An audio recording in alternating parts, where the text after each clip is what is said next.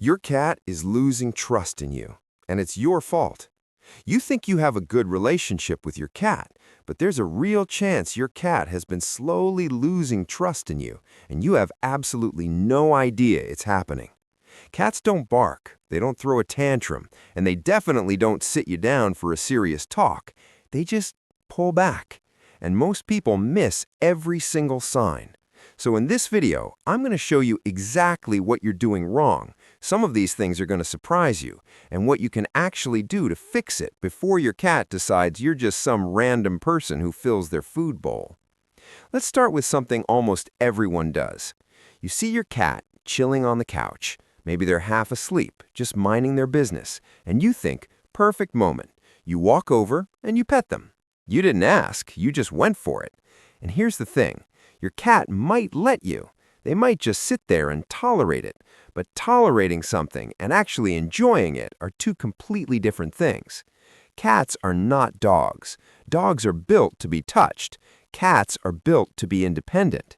When you go up to a cat and touch them without any kind of signal from them first, you're basically ignoring everything they're communicating to you. A cat that wants to be touched will move toward you.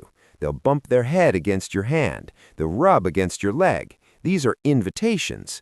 If none of that is happening and you're still going in for the pet, you're overstepping.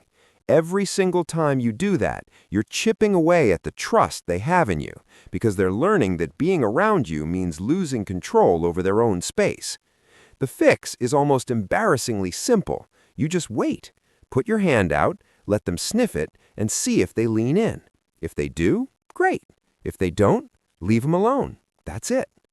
Now here's a big one that people genuinely don't know about. Have you ever picked your cat up and held them when they clearly didn't want to be held? Like they're squirming, their tail is flicking, maybe they're making a low sound, and you're just holding on because they're cute and you want the cuddle. Yeah, that is one of the fastest ways to destroy trust with a cat. Cats are prey animals. This is just biology. Their entire survival instinct is built around being able to move when they want to move. When you hold a cat against their will, even for 10 seconds, their brain is treating that as a threat. It doesn't matter that you love them. It doesn't matter that you've had them for 5 years. In that moment, their nervous system is responding like something has grabbed them and they can't get away. And the problem is, cats remember. They don't have a grudge the way humans do, but they absolutely build associations. If every time you come near them, there's a chance they're going to be picked up and held when they don't want to be, they're going to start avoiding you. They might stop sitting near you. They might leave the room when you walk in, and you'll probably think they're just in a mood, when really you've been teaching them that being close to you isn't safe. Again, the fix is simple. You read their signals. If they're relaxed, if their tail is still, if their eyes are soft, you can try picking them up. But the moment they start squirming, you put them down immediately. That one thing, putting them down when they ask to be put down, tells them you respect them. And cats, of all things, respect being respected. Here's another one, the staring. Most people don't realize that in cat language, a direct stare is not friendly. It's a challenge. When a cat stares at another cat without blinking, it's basically a standoff. It's a back-off signal.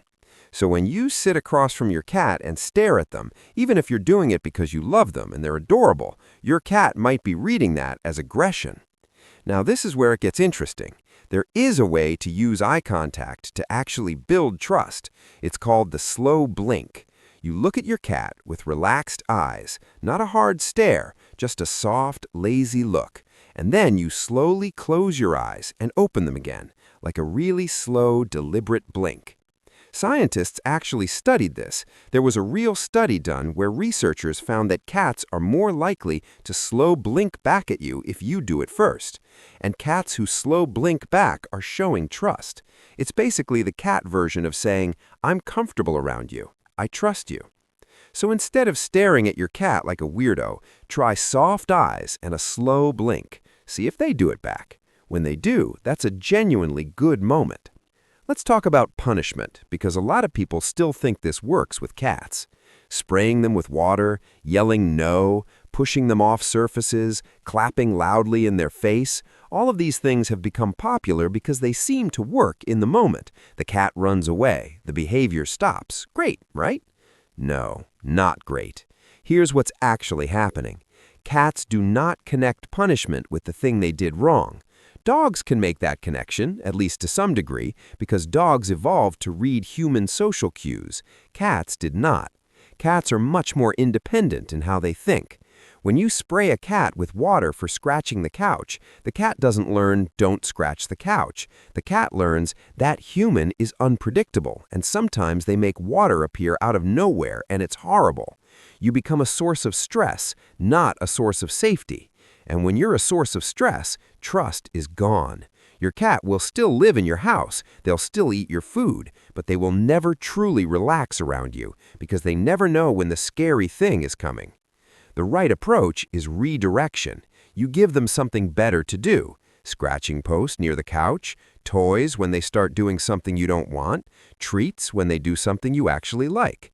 Cats learn really well through positive association. They're not dumb. They're just not wired to respond to negative reinforcement the way you might expect. Now I want to talk about something called overstimulation, because this one is responsible for a lot of "my cat attacked me out of nowhere" stories. You're petting your cat, everything is fine, they're purring, they seem happy, and then out of nowhere they bite you or scratch you and run away, and you're sitting there confused and a little offended. Here's what actually happened. Your cat was telling you to stop, and you missed it. There are really specific signals that a cat gives when they've hit their limit.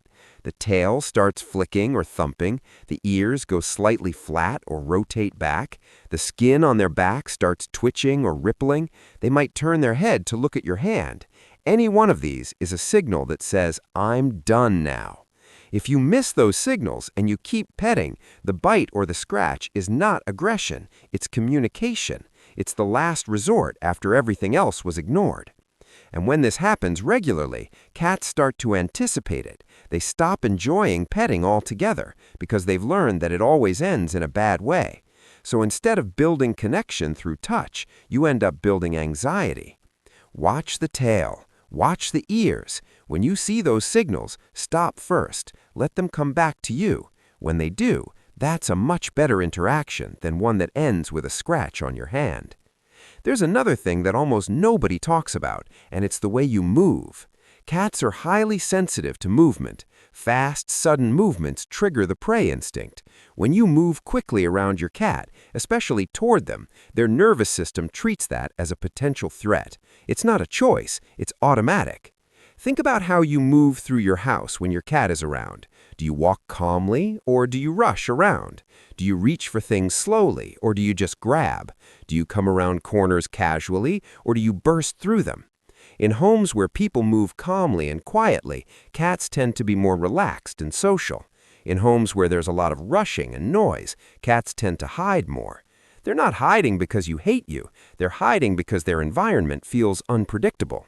You don't have to walk on eggshells, but being a little more deliberate about how you move in the spaces where your cat hangs out actually makes a real difference in how safe they feel around you. Let me bring this together. The thing that ties all of this together is pretty simple. Cats are not small dogs. They don't automatically want to please you. They don't bond through submission the way dogs do. They bond through trust built up over time, through small interactions where they feel respected and safe. Every time you move calmly around them, you're building trust. Every time you let them come to you instead of going to them, you're building trust. Every time you stop petting when they ask you to stop, you're building trust. And every time you do the opposite, you're not just annoying them, you're slowly, quietly teaching them that you're not a safe person to be close to. The good news is this stuff isn't complicated. It doesn't take months of training. Some of it you can start doing today, tonight even, and your cat will start to notice. Cats don't give second chances forever, but they do give them.